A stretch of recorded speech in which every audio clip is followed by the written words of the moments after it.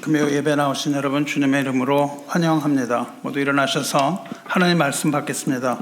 오늘 우리에게 주시는 말씀은 시편 16편입니다. 시편 16편 구약 성경 811쪽에 있습니다. 시편 11편 1절로부터 5절까지 우리가 교독하겠습니다. 16편 1절부터 5절까지입니다. 하나님이여 나를 지켜주소서. 내가 주께 피하나이다.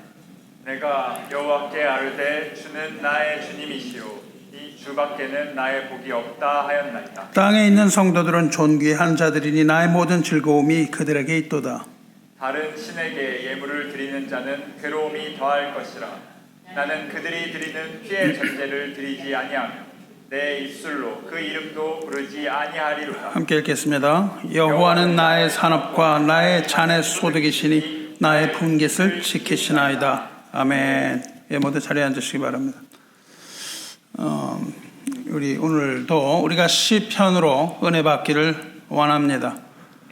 유대의 그 고대의 랍비들은 이 시에 별명을 붙였는데 그들이 붙인 이름은 순금의 시입니다.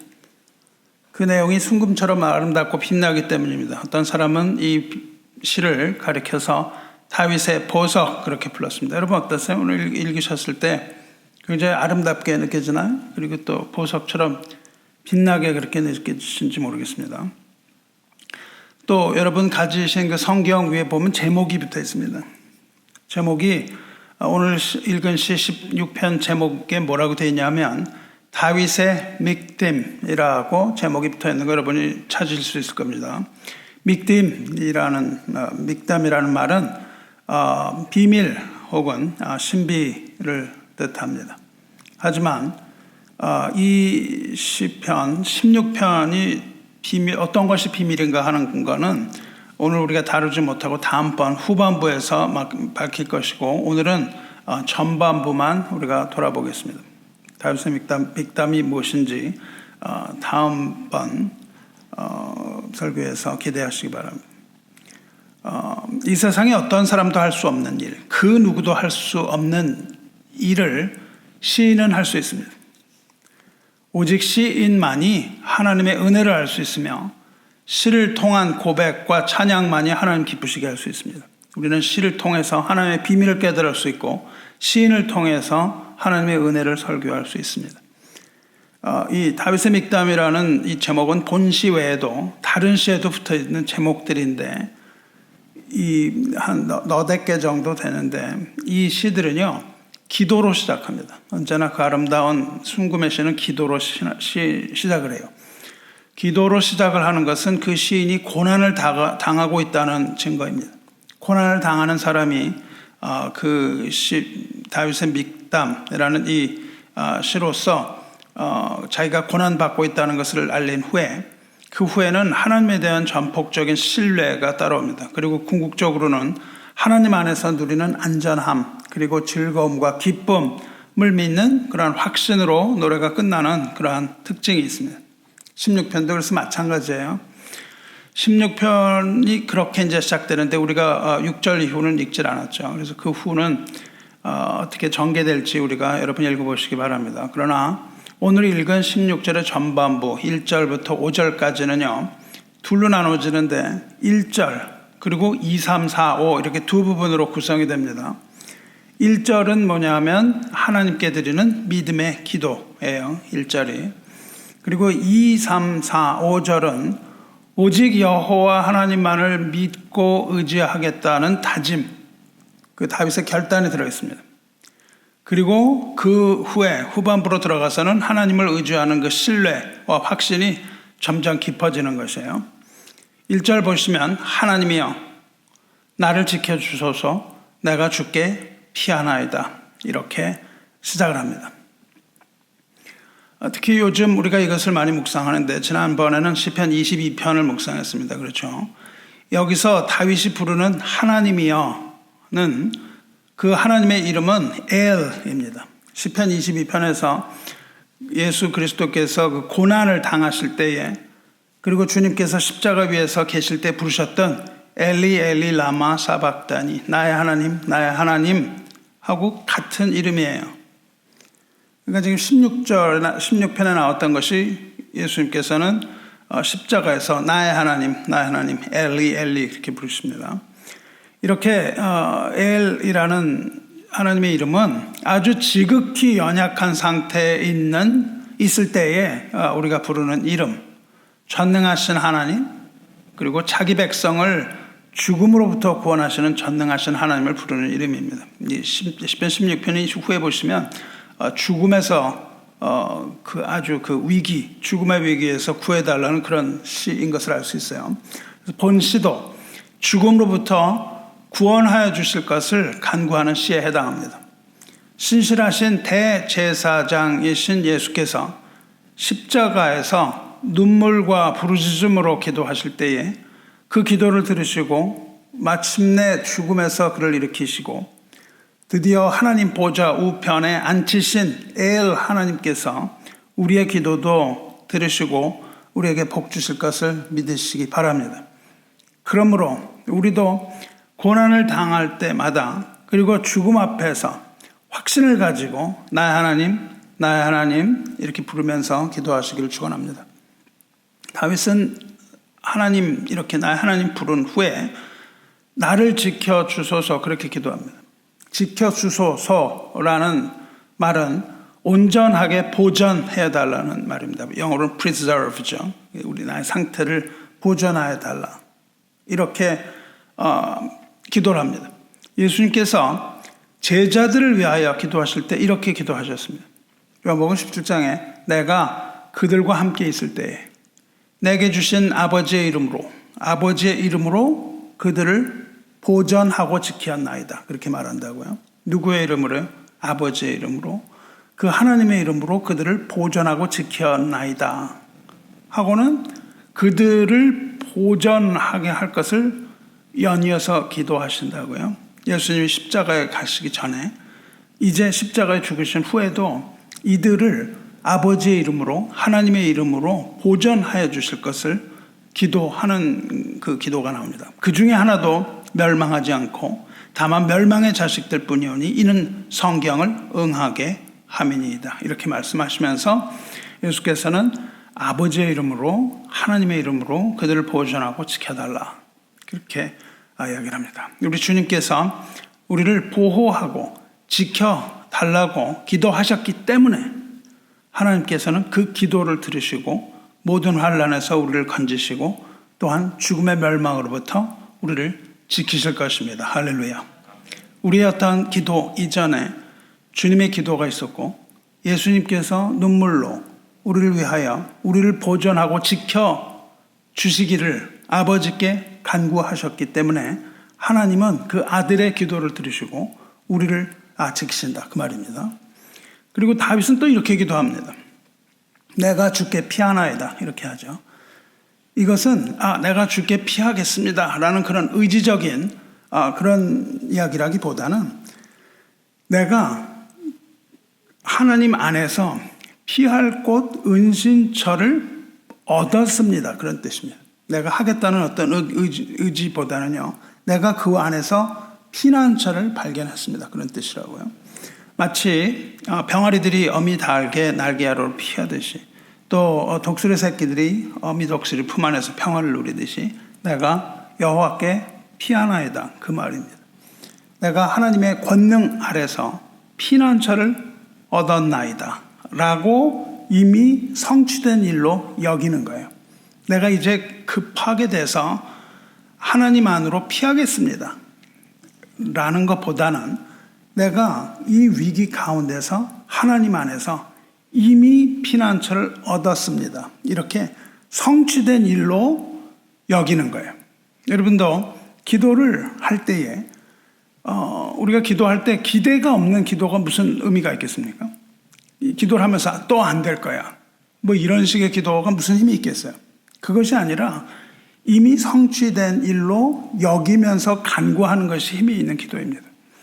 이미 나를 지켜주옵소서 하고 이미 내가 하나님 안에서 피난처를 얻었나이다. 이렇게 과거로 얘기하는 거예요. 이미 이루어진 일을 내가 믿습니다. 라는 그러한 믿음이 있는 것이죠. 이 혈루증을 앓는 그 여인이 병 낫기를 위하여서 어떻게 생각을 했습니까? 마음속에 예수님 겉옷만 만져도 나을 거라는 믿음을 가지고 나갔어요. 그렇죠? 그래서 그 여인이 예수님의 겉옷을 만졌습니다. 그랬더니 예수님이 돌이켜 보셨어요. 그러면서 뭐라고 말씀하십니까? 딸아, 안심하라. 네 믿음이 너를 구원하였다. 이렇게 말씀하실 때 그 즉시 구원을 받았다고 기록되어 있습니다. 그 믿음으로 구원을 얻는다고 예수님 말씀하시는 거예요. 그리고 바로 이어서 두 맹인이 주님을 따라옵니다. 그 두 맹인이 따라오면서 뭐라고 그러냐면 다윗의 자손이여 우리를 불쌍히 여기소서 이렇게 소리 지르면서 따라올 때 예수님께서 그들에게 물으시죠. 내가 능히 일을 할 줄로 믿느냐? 그렇게 물어보세요. 그러니까 주여 그러하오이다. 이렇게 대답하는 그들에게 예수님 말씀대로 뭐라고 그러세요? 너희 믿음대로 되라. 그렇게 말씀하셨어요. 그리고 그들의 눈을 만지셨을 때 그들의 눈이 밝아졌습니다. 내 믿음대로 되라는 말씀이 하나님께서 은혜를 베푸시는 하늘나라의 원리입니다. 하나님께서 우리에게 내 믿음대로 되라. 그렇게 명령을 하신다고요. 거기에 우리의 믿음이 존재하는 것이죠. 우리의 믿음이 존재할 때 하나님께서 그 믿음을 보시고 믿음대로 되라고 온 우주를 향하여 명령하실 때 그 일이 이루어진다는 거예요. 우리가 이렇게 이미 기도의 응답을 받은 것으로 믿고 기도해야 되는 거예요.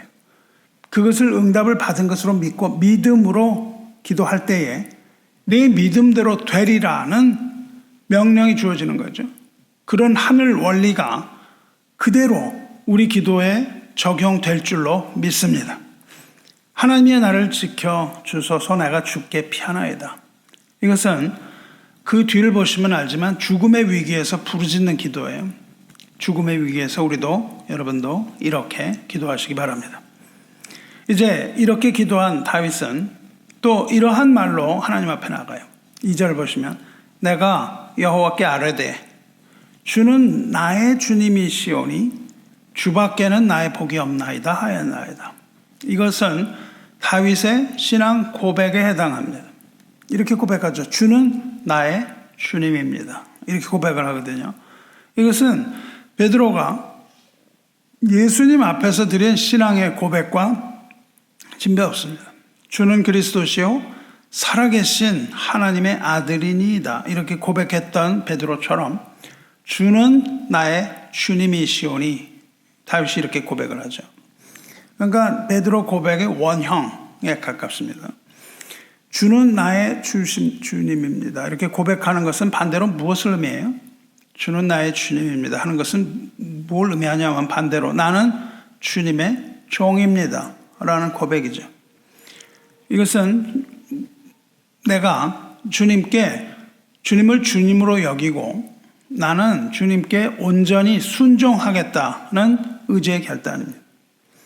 그리고 다윗은 과거에 자기가 했던 고백을 다시 한번 확인해요. 주밖에는 나의 복이 없다 하였나이다. 누가 그렇게 했다는 거예요? 자기가 그렇게 얘기했다는 겁니다. 과거에 했던 고백을 그대로 갖고 들어요.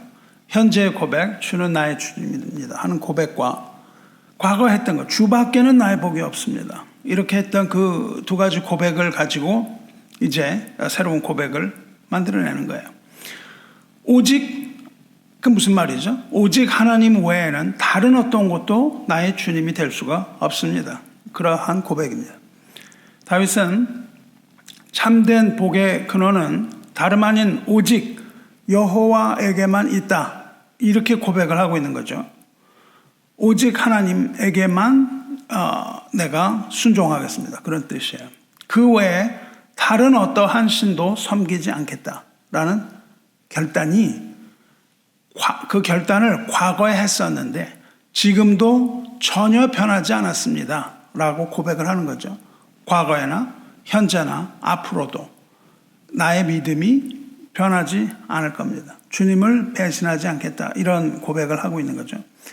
이게 무슨 고백이죠? 이게 이 결심은요 다윗이 10계명의 제1계명 지켰다는 뜻입니다. 너는 나 외에 다른 신들을 내게 잊지 말지니라 하는 것이 1계명이죠. 그러니까 이것은 다윗이 지금 제1계명을 어기지 않고 지키고 있음을 나타내는 그러한 증거이고 그 고백이에요. 내가 하나님 앞에 하나님의 1계명을 지키고 있습니다. 이렇게 고백을 하는데 1계명, 다른 신을 하나님 앞에 두지 않는 것, 이 1계명은 누가 처음 지었냐 하면 아담이 처음 지은 죄입니다. 하나님의 말씀을 어기고 뱀의 말에 복종했던 그거죠. 하나님 앞에 뭘 뒀냐면 뱀을 뒀다고요. 그렇죠? 그래서 뱀의 말에 복종했던 아담과 하와의 죄, 이것이 유전이 돼서 온 인류가 하나님을 버리고 우상 숭배했습니다. 하지만 다윗은 자기는 그렇지 않다는 거예요. 그리고 앞으로도 그렇게 하지 않겠다는 결심입니다.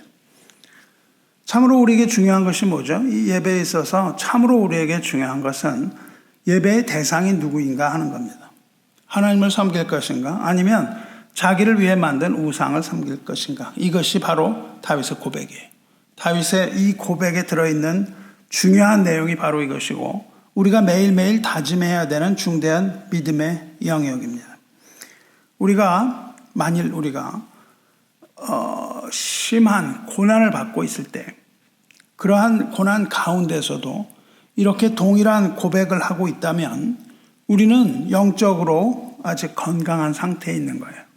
하나님을 불평을 하거나 하나님께 반란을 일으키거나 이렇게 하나님이 없다고 하거나 이런 이야기를 하는 것이 아니라 나는 이러한 하나님 앞에 이러한 믿음을 가지고 있습니다 라고 고백을 하는 거예요. 이런 고백한다면 우리는 건강한 상태에 있는 것이고 언약의 하나님께서는 이와 같은 우리 고백을 귀히 여기실 겁니다. 3절로 들어가시면 땅에 있는 성도들은 존귀한 자들이니 그렇게 말씀하세요. 땅에 있는 성도들은 존귀한 자들. 이 다윗이 하는 말이죠. 나의 모든 즐거움이 그들에게 있도다. 땅에 있는 성도는 누구냐 하면 이 땅을 살아가는 성도. 지금 이 시간에 이 땅을 살아가는 이 땅의 성도, 저와 여러분들이죠. 하늘 교회의 성도가 아니라 여전히 이 땅에 살아가고 있는 교회, 성도, 우리들을 말합니다. 비록 죄 많은 이 땅에 살아간다 할지라도 하나님의 은혜로 택하심을 받은 그리고 하나님의 은혜로 깨끗하게 된 이 성도는 하나님이 보시기에 존귀한 존재임에 분명합니다. 예수 그리스도로 그것은 우리가 어떤 특출한 무엇이 있어서가 아니라 예수 그리스도의 피로 씻음을 받고 깨끗하게 되었기 때문이고 그 안에서 그리스도의 공의의 옷을 입고 있기 때문에 우리는 가장 선한 은혜를 선물로 받는 거예요. 존귀한 자는요, 이 세상에 만족을 하지 못하는 자입니다. 존귀한 자는 이 세상의 영화나 북이나 우리에게 주어진 어떤 것에 만족하지 못합니다. 존귀한 자는 신령한 것을 사모하는 자입니다. 신령한 나라, 하나님의 나라에서 주님과 함께 영광과 존귀를 차지하고 있기 때문에 이미 그 안에서 존귀하고 하나님의 나라의 즐거움을 누리며 살고 있기 때문에 세상의 것들이 하찮게 보이는 것이죠. 이 세상의 것들이 아름다워 보이지 않고 이 세상의 것들은 하나님의 나라에 비하여 비교할 수 없이 아주 비참한 것이고 아주 가치가 없는 그런 것으로 보이는 것이죠. 하지만 현실에 있어서 오히려 그런 사람이 더 비천하고 비참하게 보일 수가 있습니다. 그런데 가장 비천하고 비참함 가운데에서도 주님을 믿는 성도는 세상에서 가장 존귀히 여김을 받는 자임을 믿으시기 바랍니다. 이 다윗은요, 성도들이 나의 즐거움이다. 그렇게 자기 형제 자매들이 즐겁다고 얘기합니다. 세상 어떤 만물보다도 하나님의 택한 백성들을 더 기뻐하고 있어요. 그리고 하나님도 그것을 즐겁다고 말씀을 하시는 겁니다. 하늘에서는 회개할 것 없는 의인 99보다도 회개한 죄인 한 사람으로 인해서 더욱 기뻐한다고 말씀을 하셨어요. 땅에 있는 성도는 누구냐 하면 회개한 죄인이거든요. 이 회개한 죄인, 그러나 여전히 이 땅에 살고 있는 그 성도는 하나님을 기쁘시게 하는 자이며 하나님의 모든 즐거움 역시 이 회개한 죄인들 안에 있다는 겁니다. 하나님께서 기뻐하시는 것은 이 땅에 살고 있는 회개한 죄인, 즉 성도라 일컬음을 받는 사람들이라는 것을 믿으시기 바랍니다. 4절 보시면 다른 신에게 예물을 드리는 자는 괴로움이 더할 것이라. 그 2절에서 뭐라고 얘기했습니까? 주밖에는 자기 복이 없다고 다윗이 고백을 했어요. 오직 주뿐이다. 그러면서 다른 신에게 예물을 드리는 자를 얘기합니다. 이제 다른 신에게 예물을 드리는 자는 괴로움이 더할 것이다. 이렇게 말합니다. 하나님께 예물을 드리는 자에게는 무엇이 주어져요? 즐거움이 주어지고 다른 신, 즉 우상에게 제물을 드리는 자에게는 괴로움이 주어진다는 겁니다. 하나님께서는 택하신 백성, 회개한 죄인, 이 땅의 성도들에게는 하나님의 사랑을 베푸시지만 반역하는 무리, 우상 숭배하는 자에게는 에게서는 그 사랑을 거두어 가신다는 겁니다. 하나님의 사랑을 거두신다는 것은 바로 저주를 의미하는 것이죠. 하나님의 진노가 보지는 것이고 하나님의 심판을 얘기하는 것이죠. 우리가 이 세상을 살아가면서 슬픔을 겪고 괴로움을 겪는데 왜 우리가 슬픔을 겪고 괴로움을 겪는지 압니까? 왜 우리가 슬픔을 겪고 괴로움을 얻고 이런가 하면 그러한 슬픔과 괴로움의 뿌리가 자기 사랑에 있기 때문입니다.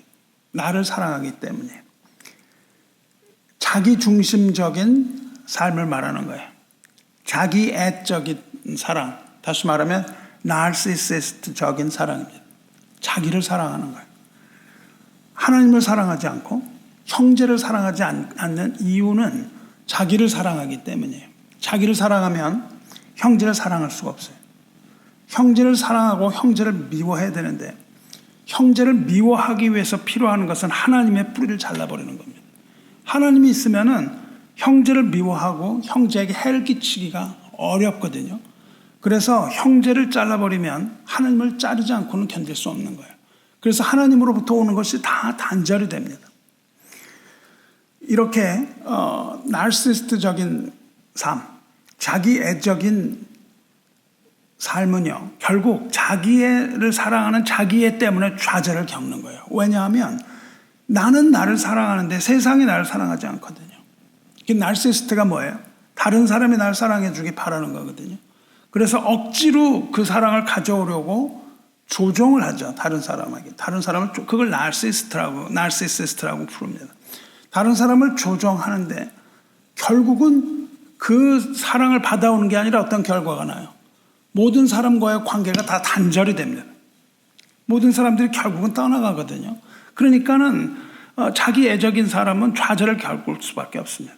슬픔에 빠지고 괴로움에 빠질 수밖에 없어요. 이것이 우상이거든요. 자기를 위하여 만든 것 우상이에요. 그래서 우리는 이 우상을 던져버려야만 그러한 슬픔과 괴로움으로부터 자유롭게 될 것이고 우리에게서 슬픔과 괴로움이 사라질 것입니다. 이스라엘 백성이 금 송아지를 섬겼을 때 모세는 그들이 섬기려고 했던 금 송아지를 가루로 만든 다음에 물에 타서 백성들 마시게 했어요. 굉장히 과격하죠. 아주 급진적입니다. 우리 마음에 자기 사랑, 자기의 그런 우상이 들어있다면 이것을 버리고 형제를 사랑하지 않는 한 이것은 우리 마음속에 쓰라림과 괴로움을 가져다주는 고통이 되는 거예요. 그래서 그거를 갈아서 마셔버려야만, 그것을 던져버려야만 우리에게는 참된 평강이 오는 겁니다. 하나님을 섬기지 않는 사람들, 근데 하나님을 섬기지 않는 게 아니라요, 하나님도 섬기는 거예요. 하나님도 섬기고 다른 신도 섬기는 것이 문제인 것이죠. 이렇게 하나님도 섬기고 다른 신도 섬기는 것을 혼합주의라고 부릅니다. 이렇게 혼합주의를 가졌던 사람들 현재 굉장히 많죠. 교회도 혼합주의를 가져온 교회가 굉장히 많거든요. 이 혼합주의자들은 피의 전제를 드렸어요. 4절에 나는 그들이 드리는 피의 전제를 드리지 아니하며 내 입술로 그 이름도 부르지 아니하리로다. 이렇게 스스로에게 말해요. 나는 어떻게 해요? 그들이 드리는 피의 전제를 드리지 않아. 우상 숭배에서 나타나는 현상은 피의 전제죠. 즉 제물을 드리는 중에 피를 마시는 거였습니다. 피는 생명인즉 피를 마시지 말라 하셨음에도 불구하고 혼합주의자들과 우상 숭배자들은 그 피를 마시면서 하나님 말씀에 불순종했습니다. 뿐만 아니라 복을 위해서는 어떤 것도 서슴지 않았어요. 복을 위해서는 어떠한 범죄도 서슴지 않고 저질렀습니다. 그래서 어린아이를 제물로 삼아서 그 피를 가지고 제사를 드리기도 했고 어린아이를 불에 태우거나 이런 일들을 눈 하나 깜짝하지 않고 다 했습니다. 다윗은 지금 자기는 그렇게 하지 않겠다고 다짐을 하는 거예요. 다른 신들을 섬기지 않고 혼합주의적인 그런 것 하지 않겠다 말합니다. 이 다윗의 주변에 있던 사람들은 다윗이 고난에 가운데 있을 때 다른 신을 섬겨보라고 많이 권했어요. 그렇게 네가 믿는 하나님이 어디 있느냐? 이렇게 얘기하면서 다른 것들을 해보라고 얘기를 했는데 다윗은 절대 그러지 않겠다고 하나님 앞에서 다짐하고 있는 겁니다. 그러면서 뭐라 그러냐면 내 입술로 그 이름도 부르지 아니하리로다. 이렇게 다짐을 합니다. 입술로 뭘 부르지 않아요? 그 이름을 부르지 않겠다. 뭐 바알이니 이런 이름조차도 부르지 않겠다는 거예요. 여기서 성도 여러분, 여기서 그 이름은 무슨 이름이에요? 그 이름은 우상들의 이름입니다. 율법은 우상의 이름을 부르지도 말라. 그렇게 율법이 말하고 있습니다. 출애굽기 23장 13절에 내가 내게 이런 모든 일을 삼가 지키고 다른 신들의 이름은 부르지도 말며 내 입에서 들리게도 할지 말지니라. 이름조차도 입에 담지 말라는 겁니다. 우상의 이름은 입에도 대서는 안 되는 거예요. 여러분의 입술에 독을 묻히는 겁니다. 우리가 우상의 이름을 대는 것은 독을 묻히는 거예요. 우리 입술에 독을 묻힌다면 그 독은 결국 우리 목구멍으로 넘어가는 겁니다. 입에만 살짝 입술에만 붙일 수 없어요. 그래서 입술에 묻은 독은 그 목구멍으로 넘어가서 마침내 저와 여러분을 죽이게 되는 겁니다. 마귀의 식탁에서 우리가 음식을 먹어서는 안 되는 겁니다. 한 방울의 죄, 마음 가운데 들어온 이 작은 죄가 마침내 싹을 틔워서 모든 죄의 근본이 되기 때문입니다. 그래서 죄는 그 싹부터 잘라야 되는 거죠. 뭐 이런저런 거를 뭐 우상을 배우고 여기 있는 뭐 신학교를 가면 말이죠. 그런 것들을 가르쳐요. 이방 종교들을 배워야 그 사람들을 이해를 하고 그 사람들에게 뭐 복음을 전할 수 있다. 그래가지고 라마 성이 와서 가르치고 말이죠. 막 뭐 무슨 무슬림이 와서 가르치고 신학생들한테 가르칩니다. 그러면서 좋다고 얘기를 해요. 왜냐하면 그냥 이 보수적인 신학교에서 하나님만 배우고 세상에 나가면 아무것도 모른다는 거예요. 그래서 그들과 이야기를 나눌 수가 없다. 근데 성경은 뭐라고 얘기를 합니까? 그것은 입에도 담지 말라고 말씀을 하시는 거예요. 왜냐하면 이슬비의 몸이 젖는 법입니다. 그런 사상을 가지고 들어가면 좋아 보이게 마련이에요. 왜냐하면 모든 우상은 다 아름답게 보이기 때문입니다. 그래서 우리는 그 죄는 그 모양이라도 버리라. 그렇게 말씀을 하셨어요. 우리는 거기에 동화돼서는 안 됩니다. 그러면서 다윗은 이렇게 고백을 합니다. 5절에 여호와는 나의 산업과 나의 잔의 소득이시니 나의 분깃을 지키시나이다. 이것 역시 다윗의 아주 탁월한 출중한 신앙 고백입니다. 다윗이 여호와는 나의 산업이라 그렇게 말합니다. 산업이라는 것은 portion, 다윗에게 주어진 몫을 말해요. 쉐어를 말합니다. 라이언스 쉐어라는 단어가 영어로 있죠. 라이언 쉐어는 뭐예요? 가장 좋은 거, 그렇죠? 라이언이 그 사자가 어떤 동물 사슴을 잡으면 말이죠. 뭘 어떻게 해요? 제일 맛있는 부분을 탁 먹거든요. 그리고 나머지는 버리기도 하잖아요. 그런 것처럼 주어진 주어진 걸 말합니다. 다윗에게 주어진 건 뭐였어요? 다윗의 산업은 무엇이었습니까? 다윗의 산업은 그 왕국이었습니다. 다윗 왕국. 그렇죠? 근데 다윗은 내가 가지고 있는 그 왕국이 나의 산업입니다. 그렇지 않다고 고백을 하고 있는 거예요. 가지고 있는 그 온 커다란 나라, 그렇게 크진 않았겠지만은 하여튼 그 하나의 나라, 온전한 나라, 그것이 다윗의 몫이 아니고 나의 몫은 여호와 하나님입니다. 이렇게 고백을 하는 거예요. 여호와는 나의 산업이시라. 그 얘기는 내가 가지고 있는 내 몫은 하나님입니다. 이걸 말해요. 그러니까 그 나라에 만족하지 못합니다. 나라를 다 얻어도 만족이 안 되는 거예요. 그런데 다윗은 만족이 안 되면 어떻게 돼요? 욕심이 생기잖아요. 그러니까 옆에 나라도 정복을 하고 이게 바로 그 왕들의 어떤 행태 아니겠습니까? 자기 나라 하나에 만족을 못 하는 거예요. 중국에서 그래서 어떻게 해요? 계속 그냥 남의 나라를 막 그냥 공격하고 이러지 않았습니까? 근데 다윗은 지금 그게 아니라 아주 자족을 하고 있는 거예요. 아주 욕심이 없는 겁니다. 자족하고 있는 다윗의 모습을 여기서 봐요.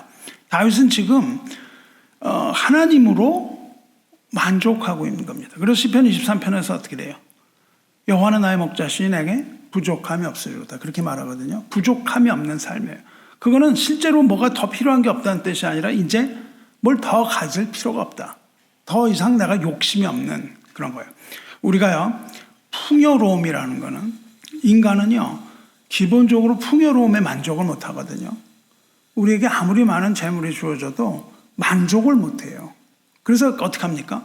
계속 더 많은 것을 요구하죠. 왜 그럴까요? 불안하기 때문에 그래요. 불안해요. 결핍으로 인해서 그렇습니다.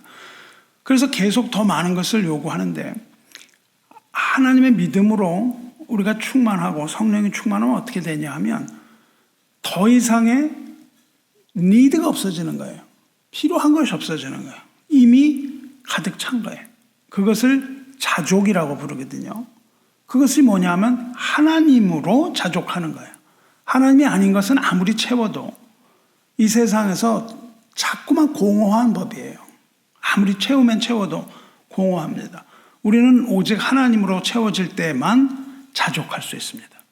다윗은 지금 하나님으로 자족하고 그 상태에서 하나님을 깊이 신뢰하고 기뻐하고 있는 거예요. 그래서 이것은 다윗의 신앙 고백인데 하나님이 나의 모든 것입니다. 이 고백이 나의 산업이고 내가 가진 모든 것입니다. 그러므로 나는 평안을 누립니다. 그 말이에요. 그러니까 우리가 하나님으로 자족하면요, 욕심이 아니라 평안을 누리는 거예요. 거기에서 만족하기 때문에. 이게 정말 세상이 알 수 없는 만족, 이 만족감을 우리가 알아야 되지 않겠습니까? 우리가 이 만족함으로 느끼는 그 기쁨이 있어야 됩니다. 그리고 하나님은 나의 잔의 소득이다. 그렇게 얘기를 하죠. 잔이라고 얘기하는데 그 잔은 뭐예요?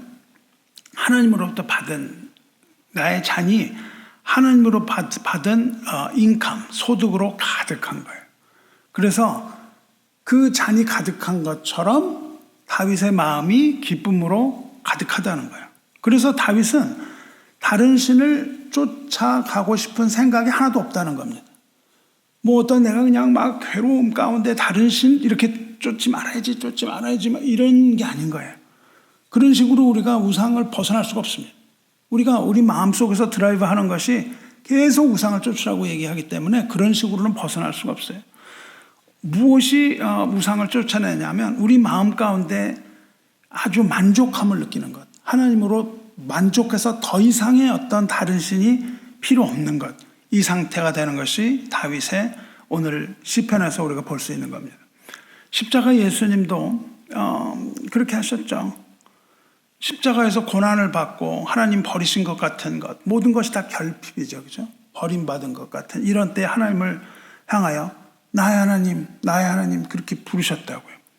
근데 예수님이 공생애를 시작하실 때 광야에서 사탄이 시험을 하죠. 광야에서 이 사탄은 천하만국과 영광을 다 보여줍니다. 어마어마한 걸 보여줬다는 거예요. 그러면서 만일 내게 엎드려 경배하면 이 모든 것을 내게 주리라 하면서 주님을 유혹했습니다. 근데 주님은 그에게 엎드릴 생각이 전혀 없으신 거예요. 기록된 바 주 너의 하나님께 경배하고 다만 그를 섬기라 이렇게 말씀하셨을 때 마귀는 주님을 떠나고 천사들이 와서 수종드는 모습을 우리는 봅니다. 이 주님의 마음으로 우리는 족함을 얻어야 되는 거예요. 그 주님 한 분으로 족함을 얻는 겁니다. 우리는 그리스도 안에서 그리스도와 함께하는 후사예요. 그렇기 때문에 우리는 그리스도와 함께하는 후사로서 하나님께서 약속하신 기업, 하늘의 기업을 받게 되는 겁니다. 그리고 우리의 잔은 하나님 주시는 것으로 가득하게 되는 것이에요. 이것을 우리가 믿어야 되는 것이죠. 그래서 이제 더 이상 우리는 고통의 잔, 슬픔의 잔 이런 거는 다 비워버려야 되는 거예요. 이것을 비워버려야 됩니다. 무엇으로 채워요? 하나님의 것으로 채워야 되는 것이죠. 이것을 다 버리고 과감하게 버려야 되는데 어려운 겁니다. 이거 버리면 아무것도 없는 것 같이 보여요. 그렇죠? 그래서 그걸 쏟아버리기가 참 망설여집니다. 아무것도 아닌 것을 버리질 못해요. 그러나 과감하게 우리는 그것을 버려야 하는 거예요. 우리의 잔을 비워야 합니다. 우리가 그렇게 하나님 앞에 잔을 비우고 설 때에 하나님께서는 우리에게 예수 그리스도의 피로 채워주시고 또 하늘의 떡, 생명의 양식으로 가득 채워주시는 거예요. 그래야만 우리가 그것을 받을 수가 있어요. 우리는 다른 어떤 것으로 만족하지 못합니다. 오직 하늘의 양식, 그리고 주님께서 주시는 그 생명수, 이것 밖에는 우리를 만족하게 할 수 있는 것은 아무것도 없어요. 그것이 헛된 희망입니다. 그것들이 우리에게 뭘 줄 것 같은 여기며 쫓아가는 그 헛된 희망이에요. 그러므로 고통과 슬픔의 잔은 버리고 샘물처럼 끊어지지 않는 그리스도께서 우리에게 가득 부으시는 그 사랑의 잔을 받아서 하나님 앞에 높이 드시길 바라요.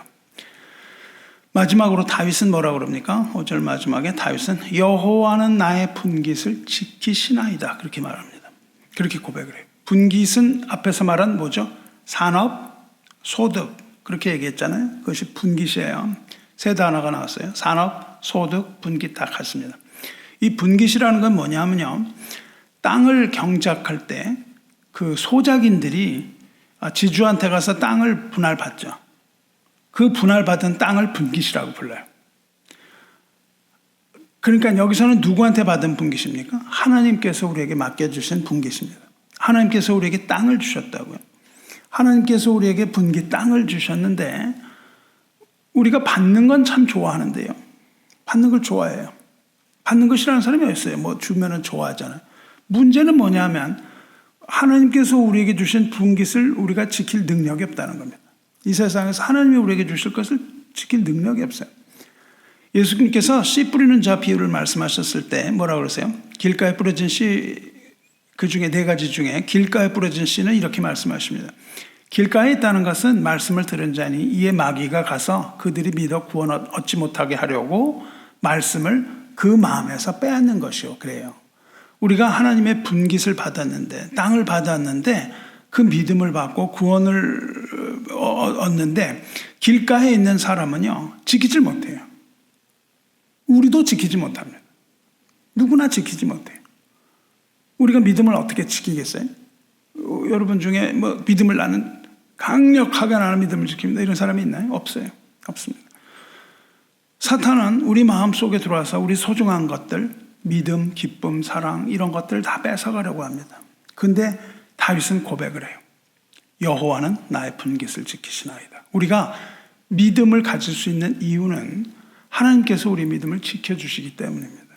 우리가 믿음이 흔들릴 때마다 하나님께서는 기쁨도 주시고 평안도 주시고 여러 가지 방법을 통해서 또 위로의 말씀도 주시고 뭐 이런 식으로 해갖고 하나님께서는 우리 믿음을 지키시는 거예요. 그래서 좋은 땅에 뿌려진 자는 어떻게 돼요? 믿음을 지켜서 30배, 60배, 100배의 결실을 맺는다. 열매를 맺거든요. 이것이 하나님 나라의 원리입니다. 하나님은요, 우리에게 분깃을 주시는 분이에요. 땅을 나누어 주시는 분인데 땅을 나누어 줄 뿐만 아니라 그 땅을 지켜주시는 분이라고요. 우리에게 믿음을 주실 뿐만 아니라 그 믿음을 지키셔서 우리로 하여금 천국 가는 그날까지 하나님이 인도하신다 그 말입니다. 안 그러면 우리에게 믿음이 있는 것 같아도 끝까지 이걸 가져갈 수가 없어요. 그건 아예 믿음이 없었던 것과 마찬가지입니다. 이렇게 고백을 하죠. 여호와께서 집을 세우지 아니하시면 세우는 자의 수고가 헛되며 여호와께서 성을 지키지 아니하시면 파수꾼의 깨어있음이 헛되도다. 이렇게 말씀하시거든요. 그러니까 집을 짓는 것도 안 되고요. 집을 또 성을 지키는 것도 안 됩니다. 하나님께서 하시지 않으면 안 되는 거예요. 하나님께서는 집을 세우기도 하시는 분이시며 그 집을 세운 집을 지키시는 분이에요. 모든 것이 하나님께 있습니다. 우리 영혼을 지키시는 하나님 이름을 찬송하시기 바랍니다. 무엇을 지키세요? 우리의 영혼을 지키신다고요. 시편 121편에 이스라엘을 지키시는 이는 졸지도 아니하시고 주무시지도 아니하시리로다. 여호와는 너를 지키시는 이시라. 여호와께서 내 오른쪽에 내 그늘이 되시니 낮에 해가 너를 상하게 하지 아니하며 밤에 달도 너를 해치지 아니하리로다. 여호와께서 너를 지켜 모든 환난을 면하게 하시며 또 내 영혼을 지키시리로다. 여호와께서 너의 출입을 지금부터 영원까지 지키시리로다. 이 몇 절 안 되는 여기에 지키신다는 말이 계속 반복해 나오죠. 하나님께서는 우리 영혼을 지키시는 하나님입니다. 이 말씀은 우리 마음에 간직함으로써 모든 환난 가운데 하나님 주시는 그 위로와 평화를 누리시기를 주님의 이름으로 축원합니다. 말씀 받겠습니다. 주안의 사랑하는 성도 여러분, 나는 여호와니 이는 내 이름이라. 나는 내 영광을 다른 자에게 내 찬송을 우상에게 주지 아니하리라 말씀하셨습니다. 하나님의 이름을 잊지 말고 오직 영광을 하나님에게만 돌리시기 바랍니다. 그리고 우상이 아닌 하나님의 이름을 찬송하시기 바라요. 그리고 또 사도행전 4장 12절에는 다른 이로서는 구원을 받을 수 없나니 천하 사람 중에 구원을 받을 만한 다른 이름을 우리에게 주신 일이 없음이라 하셨습니다. 오직 그리스도를 믿는 믿음으로 구원을 얻습니다. 그리고 하나님의 이름을 불러서 모든 영광을 하나님 아버지에게로 돌리는 귀한 성도 되시기를 주님의 이름으로 축원합니다. 함께 기도하겠습니다. 자비로우시며 은혜로우신 하나님 아버지, 나의 하나님, 나의 하나님, 십자가의 고난과 죽음의 위기에서 우리 주 예수 그리스도께서 부르셨던 그 이름을 우리도 기억하나이다. 모든 고난과 죽음의 위기에서 우리를 건져주시기를 원하고 또 원하나이다. 주는 우리의 피난처시요 힘이시니 환난 중에 만날 큰 도움이시며 재앙의 날에 우리의 피난처 되심을 고백합니다. 만군의 여호와께서 우리와 함께 하시니 하나님은 우리의 피난처이십니다. 다윗의 고백과도 같이 주는 우리 주님이시오니 주님밖에는 구원과 복이 없나이다. 주께서 이 땅에서 함께 섬기는 우리 형제 자매들을 존귀한 자로 여기심으로 우리도 또한 우리의 기쁨이 오직 그 형제들과 주께만 있는 줄 온 세상이 알게 하여 주시옵소서. 우리는 우리를 위하여 우상을 세우지도 않을 것이며 다른 신의 이름을 우리 입에도 대지 않겠사오니 주께서 함께하여 주를 의지하게 하여 주시옵소서. 우리는 오직 주님으로만 만족하고 주께서 주신 것만을 귀한 것으로 여기고 욕심 부리지 아니하며 자족하오니 능력 주시는 주님 안에서 모든 것 하게 하여 주시옵소서. 주께서 우리를 지키심에 악한 자가 만지지도 못한다 하셨사오니 우리의 영혼을 지키시고 우리 분깃을 지켜 주시옵소서. 우리를 사랑하시되 끝까지 사랑하시는 우리 주 예수 그리스도의 거룩하신 이름으로 기도드리옵나이다. 아멘.